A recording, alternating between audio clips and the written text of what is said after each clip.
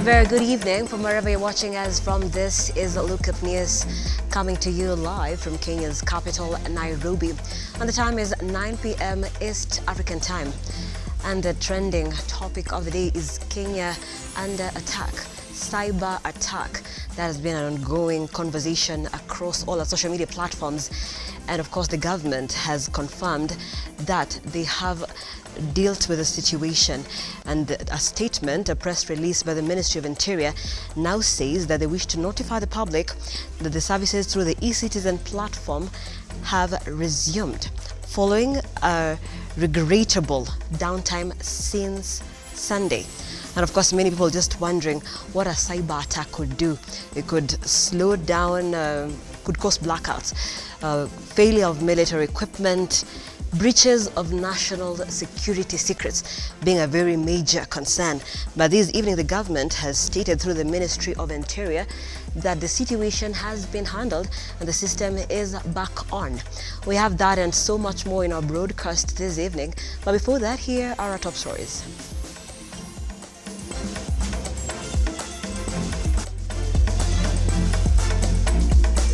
Tonight on Lookuptv News, alarm after the government eCitizen platform is hacked by cyber attackers.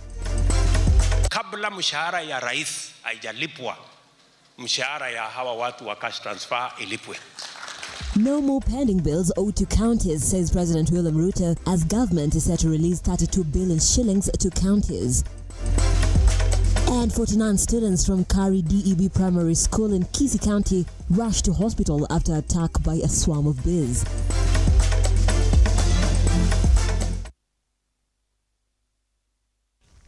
Once more, welcome to Lookuptv News. I am Nancy Nalim, and our sign language interpreter for tonight is Felista Adundo.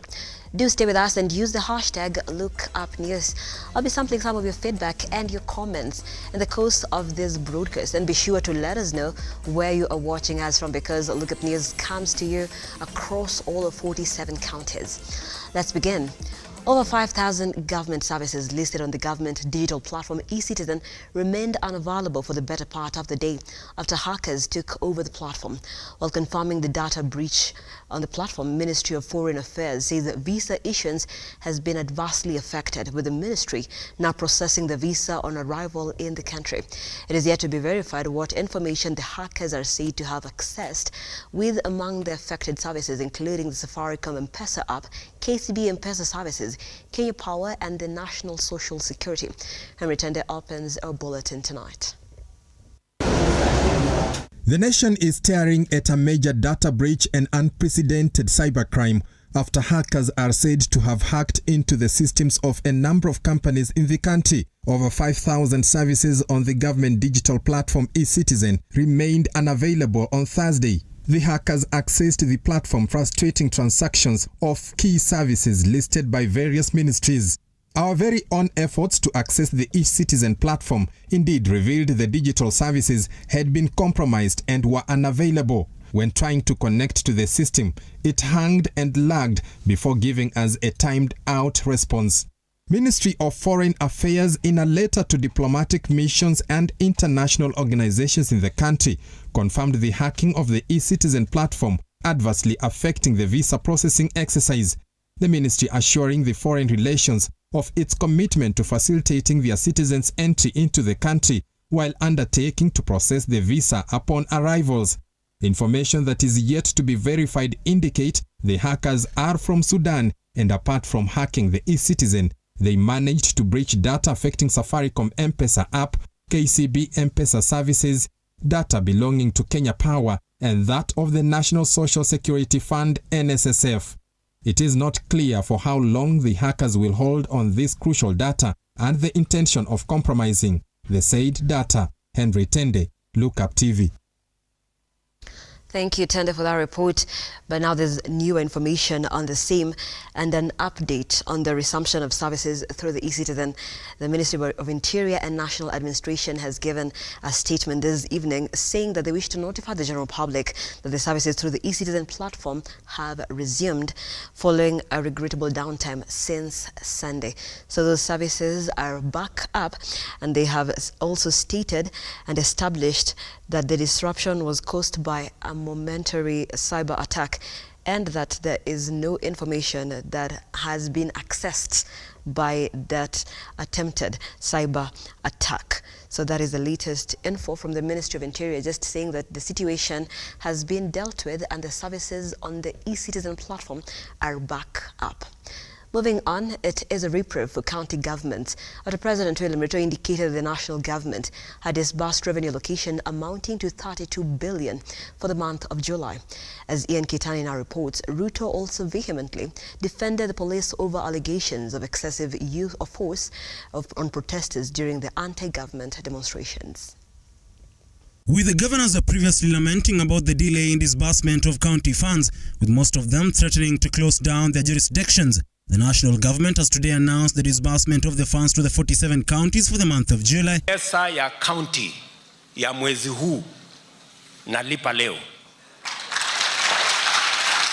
shilingi bilioni 32.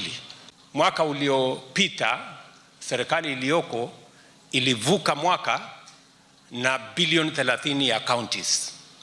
Mwaka huu nimehakikisha haijabaki hata sumni. Pesa zote za county governments. It is a reprieve for the beneficiaries of the social protection program dubbed Inua Jamii after President William Ruto announced the disbursement of 2.3 billion monthly allocation to the program. Releasing 2.3 billion for this month for all our cash transfer beneficiaries. Wale wazee, wakongwe, wale watu wenye wanaishi na ulemavu, watoto wetu ambao ni mayatima, pesa zao itakuwa inalipwa wakati mishahara ya wafanyikazi wa serikali inalipwa. Hawatakuwa wanangojea miezi miwili, mitatu, minne, tano wakihangaika. There is no way we can pay ourselves salaries, those of us who are working, before we pay stipend for the people who are vulnerable. What kind of society are we?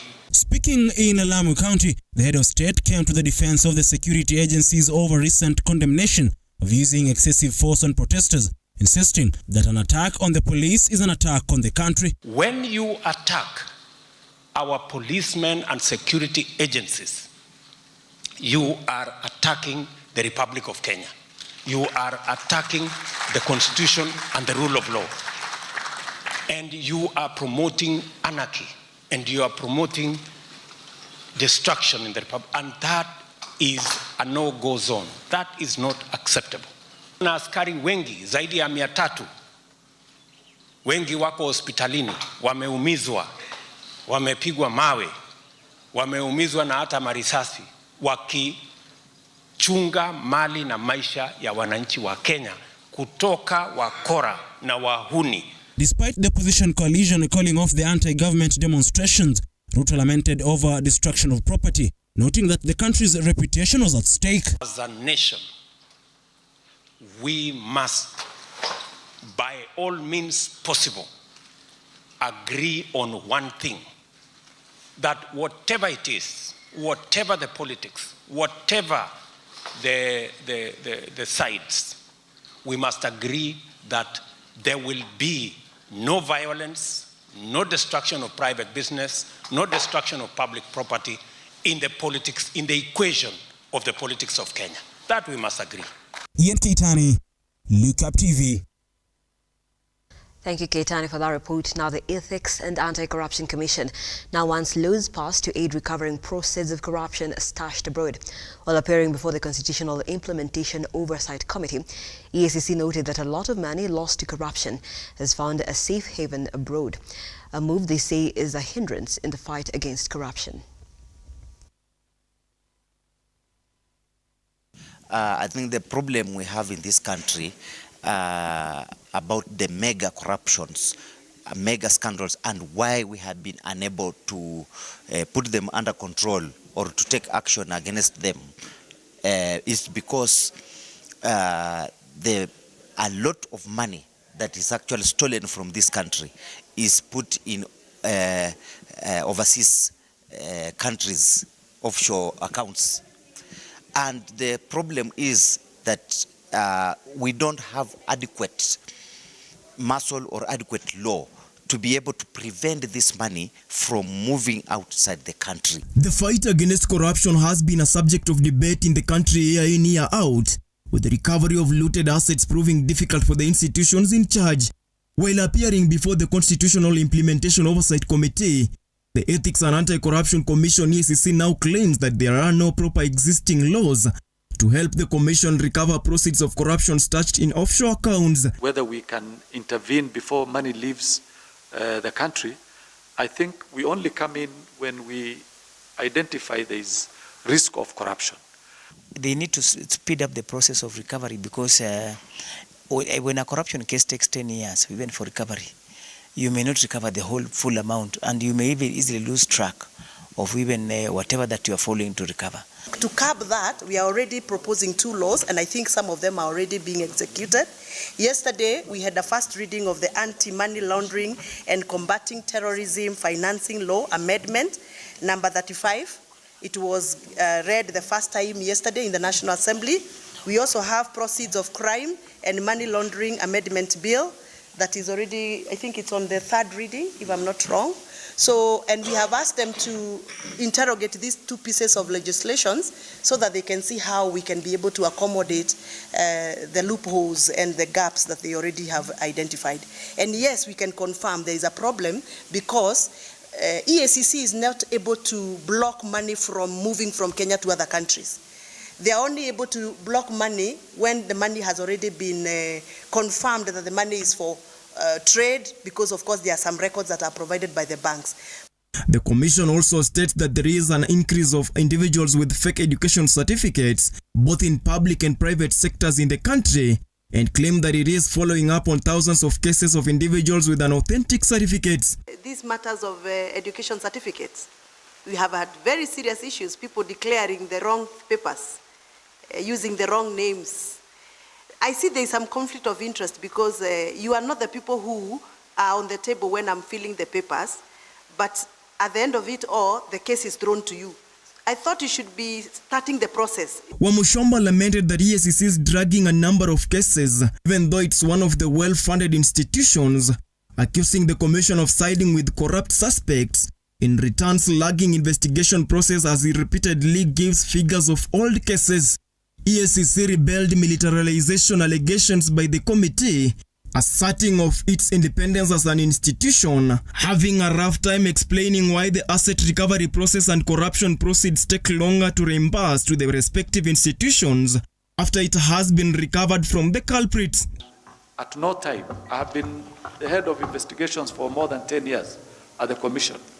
At no time have we been influenced to go certain direction. We are very independent, and we have a system where if the honorable members have time, we can show you how our investigation processes go, but at times some force is required. And actually the law recognizes that even during arrest, there is some limited allowable use of force. But I do not agree that we should use unnecessary or force that is beyond what is recognized by the law to effect arrest. The Commission said this while appearing before the Constitutional Implementation Oversight Committee, chaired and deputized by Githunguri MP Gathoni Wamushomba and Tiati counterpart William Kemket, to establish the extent to which the Commission has discharged its mandate, whether the Commission ensured compliance and enforcement of the provisions of leadership and integrity, and any impediments to the process of implementing the Constitution so as to chart the way forward. Stanley Lugaria, Lookuptv, Nairobi. Moving on, the Office of the Director of Public Prosecutions now says schools and the examinations councils need to do more in a bid to curb exam cheating, as most institutions remain protective of perpetrators of malpractices in national exams. Appearing before the National Assembly Education Committee, the ODPP recommends imposing of bans to schools and individuals found culpable of aiding exam cheating. Parents, teachers and schools have a stake in this. Schools are very protective over their schools, and even NEC is protective over its officers. And one of the reasons why many cases are being withdrawn or they take very long is that when there is exam cheating and we report in the newspapers, the matter is very hot. But with time, these people are very reluctant to come to court to give evidence. And without evidence, we cannot get a conviction. And in most cases, and we can show data, most cases that we withdraw are cases that we have looked for the witnesses many, many times until we are given notice by the judiciary that if we cannot proceed, then we have to withdraw. And that is why we are withdrawing under Section 87, which allows us to come back, should we be able to mend the case. We also think that there is a need for us to relook at ancillary orders, attendant, because if you look at the law that criminalizes the offenses that we are dealing with, it just provides for 2 years, a maximum of 10 years, or 2 million, without any ancillary orders. I think we must go for ancillary orders, for example, officers who compromise examinations, schools, and even examiners, invigilators. They should be barred, for example, an example of an ancillary order. Barred from administering examinations for 5 years, or barred from teaching, or a school can be barred for something. So unless there is a multi-agency approach where, although each institution is independent, but we are dependent on each other because we feed on each other. So that is what we mean by interagency collaboration and cooperation. And in criminal cases, we have the victim, we have the complainant, we have the accused person, we have the republic, who is the properly so-called the complainant, and then we have the judiciary. So there are many parties that are involved, and all these parties must agree to work to the same objective. So unless there is a multi-agency approach where the objective of all these parties is brought together, no one institution can work alone.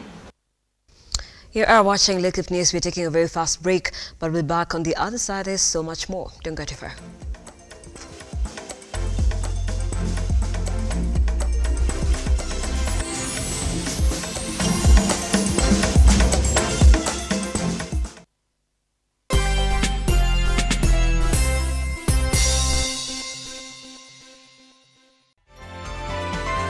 Infinity Industrial Park is one of the largest private industrial parks located along Eastern Bypass, Nairobi, which provides modern infrastructure for smooth operations for industries and business enterprises. Infinity Industrial Park offers world-class amenities and facilities with wide roads, a police station, a power substation, fire station, public transport stage, hospital, and shopping mall. In addition, Infinity Industrial Park also offers CCTV cameras, 24-hour private armed security patrol, sewer, water, fiber optic cable, and 3-phase power connection, added to public utility, canteen, and dining areas. Sail on the golden opportunity to invest in Infinity Industrial Park fully serviced warehouses at a special price of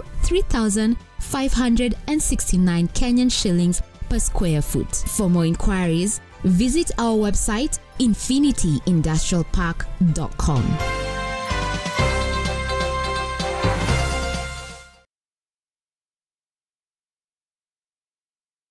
The future is hands-on, and Sensei College is at the front line of technical institutes in Kenya, offering practical and skill-based courses accredited by all concerned bodies, TVETA, NTSA and NITA. Sensei College offers driving and plant operator, cosmetology, fashion and design, mechanics, hydroponics and irrigation, installation, building construction, hospitality, photography and video production, electrical and electronics repairs, and ICT courses. Get free plant operator training when you enroll for plant mechanics, free driving when you enroll for motor vehicle mechanics, and free riding when you enroll for motorcycle mechanics. The requirement is an ID only, with intakes every first week of the month. We have 2 campuses in Nakuru and Nairobi. We provide meals and accommodation. Sensei College. My skills, my future.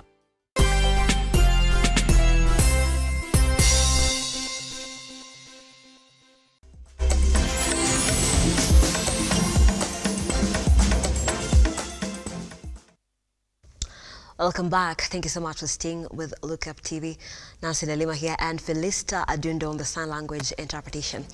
Now let's cross over to the corridors of justice. Milimani Law Court has declined a request by Nakuru Senator Tabitha Karanja seeking to adjourn the hearing of a case where her company has been sued for evasion of taxes amounting to 14 billion Kenya shillings. In her ruling, Milimani Principal Magistrate Esther Kimelu noted that the case could not be adjourned further since the witnesses had already been lined up. Kimelu also directed Karanja and the KRA to prepare for the full hearing of the case. Karanja and the Kenya Revenue Authority failed to strike a deal in a 45-day window period the court had given them for an out-of-court settlement.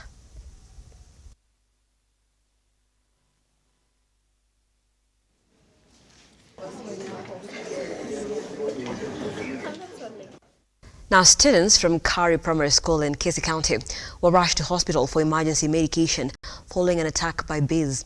According to Christabel Mageto, a medic in charge at Oresi Sub-County Hospital, 49 learners were stung by bees, out of which 14 were critically injured. 39 of those responded to medication and were later discharged.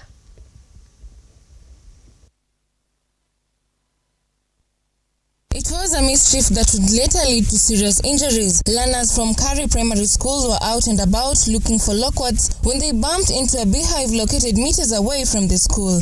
According to the school principal, Abel Maseno, the bees followed the students to the school compound, leading to 49 students falling victims. It was at around 1:30 when the children were out for lunch. A few boys went out of the compound just next to the school. We have a dumping site there. They went to look for loquats. When they touched on the loquats, unfortunately there were bees there that landed on them, and the kids ran to school for protection. As they were running to school, they came with a swarm of bees to school, and the bees came to school, but we really tried as a staff, through our teachers and a few parents who were there. We contained the situation, and we brought a total of about 49 people who were injured. I also want to thank that our office responded very positively. They were there with us the moment it happened. Reports indicate that 49 learners were stung severally by bees, out of which 49 were critically injured. 39 responded to the medication, stabilized and were later discharged, while those with serious reactions to the stings were retained for specialized attention and observation. We identified 14 of them who were seriously injured. They had severe anaphylactic reactions. We attended to them. They are now stable. And the rest, 35. And the rest of the 35 were very stable. They have been discharged home on orals. The 14 have stabilized very well. We are planning to release them. Area Sub-County Education Officer Cyrus Minor recommended the relocation of the garbage collection site owing to its unsuitability to the school. Seemingly there is some danger around the school because of that dump site. I want to advise the school administration to take up the issue with the county government so that if this dump site can be relocated, so that we remove this particular danger from around the school, because we have got very young children. You can see the bees were disturbed by bigger boys, but finally the younger boys are the ones who suffered, and girls. So I want to request that they look at this issue. Nishin Mungasia, Lookuptv. Now, it is a boost for Nairobi Governor Johnson Sakaja after the High Court declined to issue orders, stopping the county's school feeding program. In her ruling, Judge Mugure Thande noted that the ruling comes after Governor Johnson Sakaja and Education CS Ezekiel Machogu signed a partnership deal transferring the program to the county governments. The children of Nairobi and the children of Kenya deserve the best care. Our constitution says that in all matters, the absolute interest of the child shall be the first consideration. That is in the Bill of Rights, in Article 53. And the children have a right to food and to nutrition. I'm happy that the court has refused to stop this program. We are already making a lot of progress. We're building the kitchens that we're going to launch on the 28th of August. The process is going on. In some constituencies, children are already eating. And for many times we've said that, the hunger in Nairobi, urban poverty, is really worse than poverty elsewhere. Report to you that we are very happy that today there is a challenge that was brought to court on the very, very noble initiative of His Excellency the Governor to ensure that children of Nairobi do not leave their homes and go back in the same manner with their stomachs empty, especially with the hues and cries of the hard economic times. So we are very happy that the governor himself has been at the forefront in defending this particular matter in court. In fact, we call him advocate number one. He was actually seated at the front, and we have advocated to the court and managed, and we thank God that the court had our pleas to decline to issue any orders to suspend this particular noble initiative. And the court has said in no uncertain terms that the best interest of the children is what the governor has looked out for, and it has declined to do that. This is the second time the petitioner is seeking to stop this program. They first approached the court ex parte before we even signed the MOU. The court declined to issue conservatory orders then. Today we came for a mention just to get directions, but again the petitioner attempted to persuade the court to stop this program.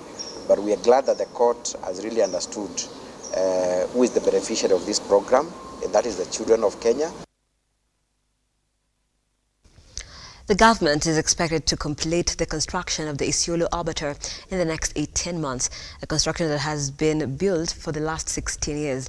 According to Trade CS Moses Kuria, the Arbiter will facilitate direct exportation of meat to the international market. The CS Trade Moses Kuria has stated that within the next 18 months, the country will be exporting meat directly to international market. This comes after the government made an allocation of 14 billion shillings to facilitate the expansion of the Isiolo International Airport that will ease and fasten transportation. My agreement with the investors that we'll start to see the first animal coming in here and the first money getting into this economy. And after that, it's going to be very rapid expansion. So we estimate in the first phase that we are going to invest $300 million, $200 million for this facility, $100 million to extend the airport. And that, as I say, is only for the infrastructure. Once now the people coming to invest in the slaughterhouses coming here, you can expect that it's going to be a lot of money. This will be enabled through the completion of the Isiolo Export Abattoir, which has been under construction for the last 16 years. When we export live animals, we also export our skin, we export our hides, we export our money, and we export the jobs. So the government, through our ministry, has taken this initiative to establish a special economic zone. Isiolo Governor Abdi Ibrahim Guya has confirmed that his administration will ensure that the mega project that has kept the people of Isiolo waiting for over a decade now is completed and operationalized for the growth of the county. With this project, what I can assure you is that Isiolo people, northern Kenya and northern Belt will not lose the animals which they lost last year. In fact, Isiolo alone lost close to 6 billion worth of animals. If this facility was working by then we could have not lost such huge amount of animals. According to Trade and Investment Ministry, Isiolo County Government has already received the required finances to complete the abattoir, which will curb the current trend of exporting live animals, leading to losses in terms of bones, hides, and employment opportunities. The country now is expected to avert animal deaths that were experienced during last year's drought that led to 6 billion in losses where animals died as a result of drought. The people of Isiolo County, but the entire northern Kenya, from Laikipia to Samburu to Wajir to Mandera, all the way to Ethiopia and to Somalia. We want this to be the center of gravity. Weru Mukimani, Lookuptv. Now the Nzoia Sugar Factory is expected to close down its sugar production activities following an order issued by the Kenya Agricultural and Food Authority. This comes after the authority published the order calling on all sugar factories to close for at least 4 months to give room for the cane crop to mature.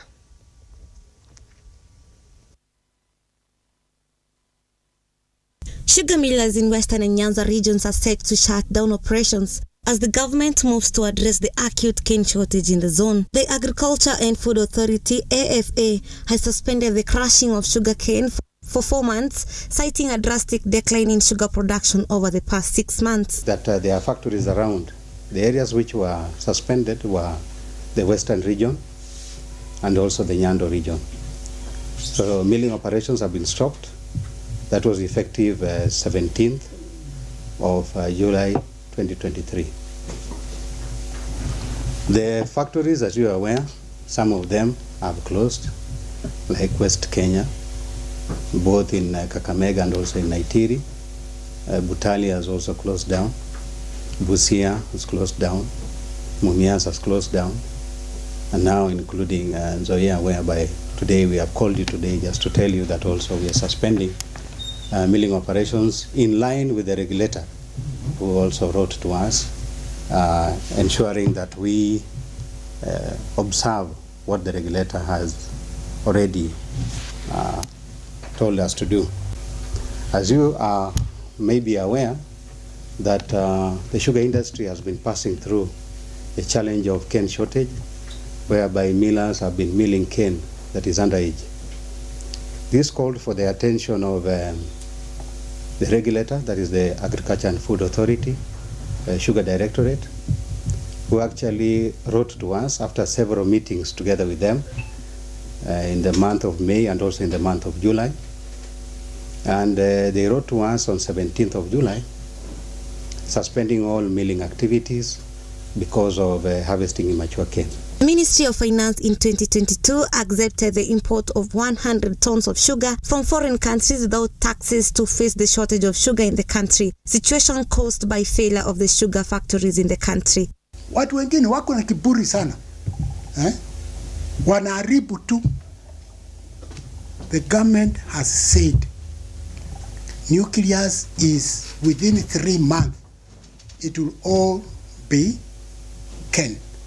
And therefore has made arrangements to deploy between 200 and 300 NYS staff. Watakuwa wameingia kwa shamba ya nucleus, kupanda, kupalilia, and to do everything. Milling operations in South Nyanza and Coast region will however continue uninterrupted due to the availability of mature cane. The government will therefore rely on Sony Sugar, Transmara, Sukari Industry and coast-based Kwale International Sugar Company Limited to produce the sugar in the country while breaching the deficit through imports. The country needs about 185,000 metric tons of sugar to cover the period. Mevin Getembe, Lookuptv, Nairobi. With a report revealing that Samburu County leads by 50% in cases of early pregnancies and FGM, more than 200 youth from the county have been trained during a 3-day workshop to help come up with strategies to fight FGM, which continues to be a major problem in the county. Juliet Chepkoech now reports. In such places, Speaking during the workshop, the country director of Men to End FGM Foundation stated that the youth had been equipped with information on how to implement policies and budget advocacy for the county to allocate resources to help fight FGM, teenage pregnancies, and early marriages. 75.6 ya wasichana na kina mama ambao wako na umri wa miaka 15 hadi 49 wamepitia ukeketaji. Na inasikitisha kwa sababu ukiangalia kwa sasa umri ambao wasichana wanafanywa ukeketaji wengi ni chini ya miaka 15.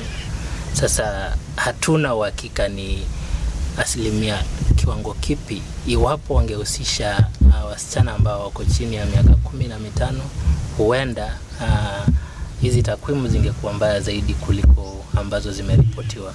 We are not fighting with our leaders. We are actually here to complement the work they are doing, to support their work, and also call them accountable when they are not doing their work.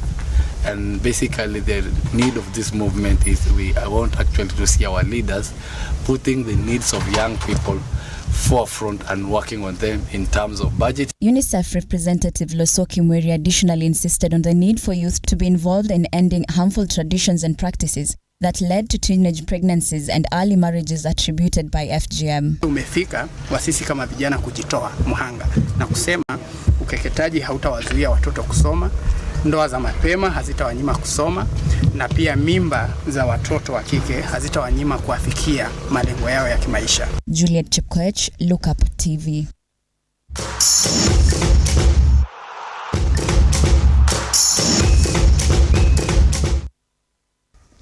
Let's talk matters sports. More than 200 golfers are expected to participate in this weekend's DTB golf tournament in Nakuru County. The second leg of DTB's Bank With Us golf tournament that was held in Kitale, Trans Nzoia County. So the home player Haron Degwa crowned the overall winner with 40 points.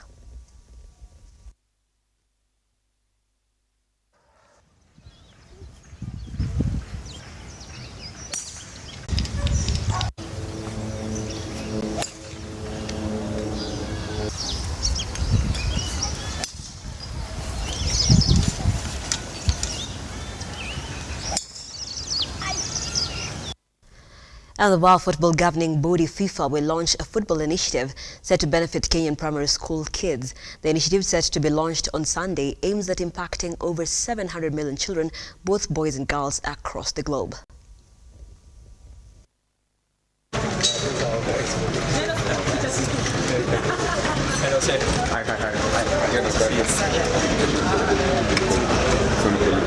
Hello guys.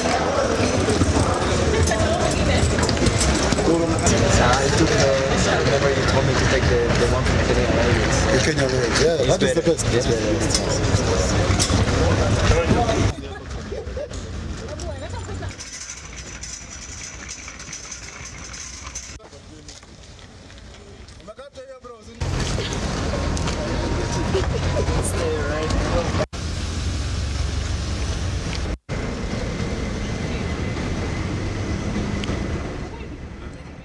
Sports and Culture, Babuna Mwamba Stesias has directed that all facilities set to be used in the 2027 Africa Cup of Nations should be ready for use by 2025. Kenya, Uganda and Tanzania submitted a joint bid to host Africa's most prestigious tournament in 2027. Mwamba's sentiments came after holding a meeting between Football Kenya Federation and Confederation of African Football Inspection Team.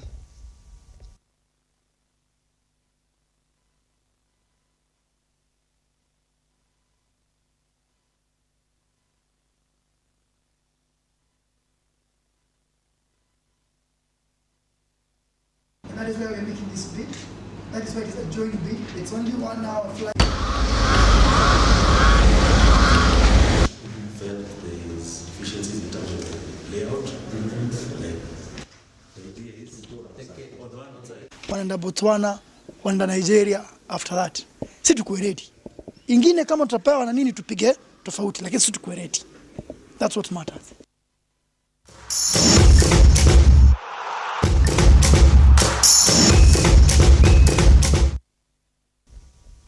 And we come to the end of the broadcast this evening, but just to bring you up to speed with a press statement by the Ministry of Interior and National Administration, noting that the cyber attack that had slowed down the systems and blocked services on the eCitizen platform, the government services, has now been restored, and the services can now be accessed because they're back up.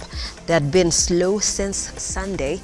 And the government, the Ministry of Interior and the ICT as well has been working around the clock just to make sure that it's back up, and now they have stated that it's back up and operational. James Kinyo across Facebook says, makes you wonder, ni computer science gani hii they teach people uko JKUAT kama will be getting cyber threats from Sudan, and he has exclamation marks. Of course, a lot of you just having different reactions towards this said cyber attack on the eCitizen platform. But thank you for your feedback. I cannot be able to sample all of it, but appreciate you for watching, and keep it right here on Lookuptv. And for all the latest stories, you can catch them on www.lookuptv.co.ke, as well as follow us across all our social media platforms. Lookuptv on Twitter, Lookuptv on Facebook, and Lookuptv on our YouTube channel. I am Nancy Nalima. Our sign language interpreter for tonight has been Felista Adundo. Have yourselves a pleasant evening and good night.